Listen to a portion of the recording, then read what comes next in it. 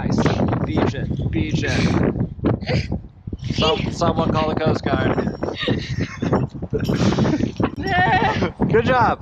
Thanks. Now we can say it's 5'9". Totally worth it. Good morning. We're back out here, Lover's Leap Day 3, getting excited. We are going to start today on the Hog's Back formation. We're going to simul climb Knapsack Crack just for some fun. Ready to roll.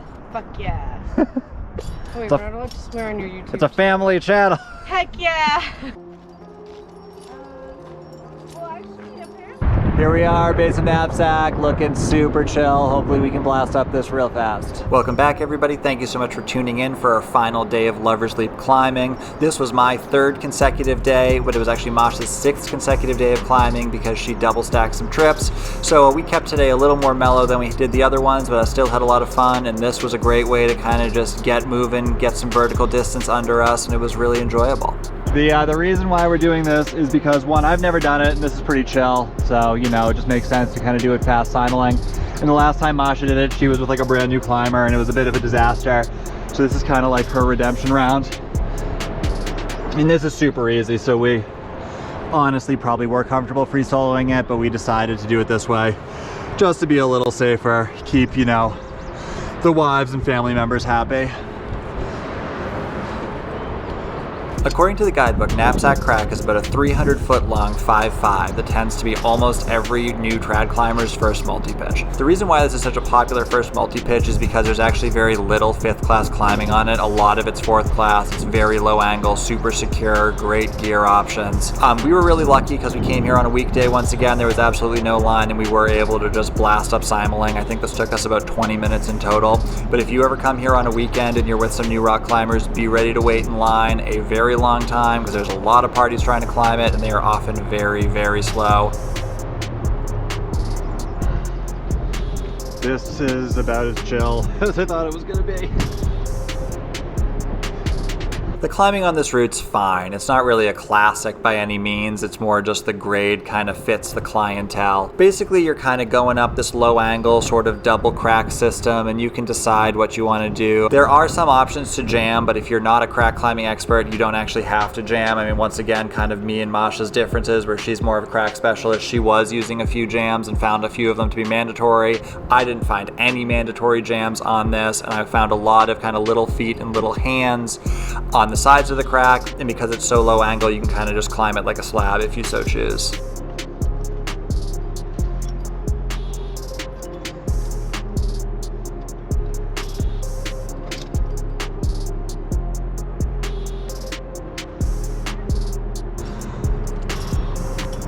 There's like one part where like, okay, this makes sense if you don't know how to like hand jam or something.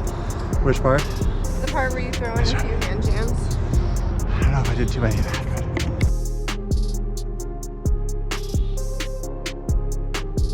Here we are, base of East Crack, 2nd route of the day. I'm going right up over that little bulge, passing on the left side, looking like a ton of fun. East Crack is a 3-pitch 5.8 located on the east wall at Lover's Leap, kind of between Bear's Reach and Haystack. We elected to do this route because it was a 5.8 that neither of us had done before. Both Masha and I had done Bear's Reach a bunch of times. We'd already done Haystack that trip, and we decided that we didn't quite have the line in us, unfortunately. So we wanted kind of one more route that would be a little challenging, but definitely wouldn't be too difficult. And it delivered. The first pitch was pretty chill, primarily 5.6, just a fun little romp, a little harder than what we had done on Knapsack, but nothing too serious. It was good to kind of try to climb it fast, you know, place gear kind of every 20 feet and just keep it moving, keep it flowing. It was really nice. This bulge goes at about 5.7 and was probably the hardest part of the first pitch. This route's probably a great warm-up for Haystack because it gives you a little practice to pull a very similar bulge at a grade that's slightly easier. Really all you had to do here was just get your hands in a good position. You had really nice feet and you could just lie back for 5 feet of 5.7 and it was pretty fun. I really enjoyed it. Don't mind if I do.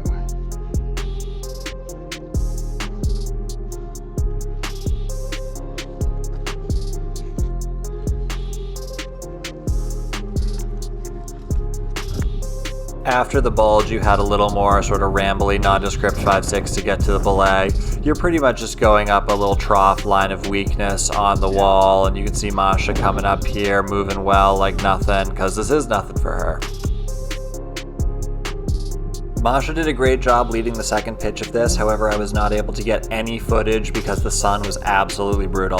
The east wall starts the day in the shade, and as the sun comes over it, looking up as the belayer is really, really hard. I just knew that any shots of Masha climbing were going to be absolute garbage, so unfortunately you're stuck with a little more POV for this pitch. This pitch is the 5/8 pitch of this route, and it has a couple of cruxes, mainly around bulges. They're not too bad. They tend to be actually a little more balancy than some of the other climbing, whereas like the crux of haystack is a pretty powerful hand jam move. A lot of these moves tended to be a little more balancy, delicate kind of slab moves, which was just a different feel. This pitch was pretty nice. I enjoyed it. Definitely wandered around. You have a lot of options, and then you meet up with what the guidebook calls the bushy ledge, which is actually where this route comes together for Bear's Reach, and then the final pitch of this route is the same final pitch as Bear's Reach. I don't particularly love this pitch, and I think that sentiment is shared by a lot of climbers. Bear's Reach is a phenomenal route, but of the 3 pitches on Bear's Reach, the final pitch is probably the worst. I think the real reason why this pitch gets such a bad reputation is because both East Crack and Bear's Reach climb this final pitch. It gets a ton of traffic and it is very greasy as a result. This little bulge is the crux of the route, and I think what makes this part so hard is that all of a sudden the feet kind of disappear and you're really smearing on some very glassy rock. According to the guidebook, you can kind of reach your hand somewhere up in this crack and get a good jug. The first time I ever led this, I found it. Today I was not able to find it, so I had to do a pretty strenuous lieback move over that just kind of felt like a lot.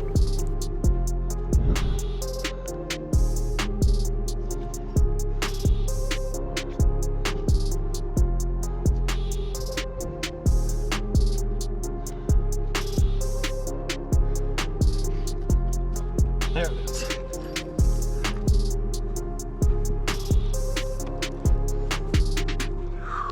Once you get to this point in the climb, you have a decision to make. You either can go straight up through these 3 little bulges for 5.9, or you can just walk around to the right to keep the grade at a 5.7, 5.8. The first time I ever did this pitch, I accidentally went up too many ledges and ended up doing the 5.9 move, so ever since then I've pretty much always done it. The move protects really well with the number 4 deep in the crack. The real crux of this move is actually making it look good. There's really no dignified way to do it. You just get a really high foot and kind of just flop yourself over the ledge and beach the whale like an absolute hero. Yeah. Get that left foot a little higher. Nice. Beach it. Beach it. Someone call the Coast Guard. Good job. Thanks. Now we can say it's 5.9. Totally worth it. Descending the east wall, yeah, definitely looks a little different after the fire. But shout out to all the trail crew that did a lot of work, because the trail is looking really good. Just wish there were a few more green things. And East Crack is going to be the last pitch of the trip, which was a ton of fun. In total, we had 3 days of climbing. We got 18 pitches in total, which I'm pretty happy about, seeing as how they were all trad and almost every single one of them involved a gear anchor. Yeah, after this, I'm feeling really good about the trad climbing, the anchor building, the gear placement, moving on the rock. I'm really happy to take these skills for the rest of the summer. Thank you so much for watching. Please hit that subscribe button. I got a lot more adventures coming your way, and I will see you on another adventure.